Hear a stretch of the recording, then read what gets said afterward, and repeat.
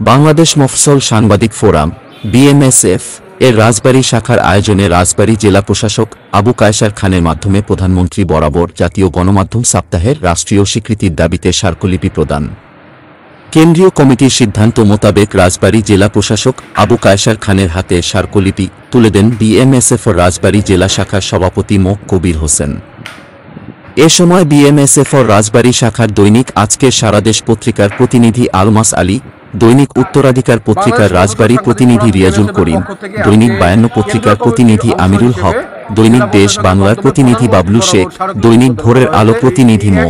ইমদাদুল হক, দৈনিক জনতার আদালত পত্রিকার প্রতিনিধি আশিক হাসান, দৈনিক উত্তরবঙ্গের সংবাদ পত্রিকার প্রতিনিধি নুরুল ইসলাম, জনতার আদালতের প্রতিনিধি সজিবুর আরও উপস্থিত ছিলেন রাজধানী টিভির প্রতিনিধি আল আমিন, রূপসী বাংলা টিভির প্রতিনিধি শিমুল পারভেজ টিটুল। বিস্তারিত দেখুন রাজবাড়ী প্রতিনিধি শিমুল পারভেজ টিটুলের প্রতিবেদনে।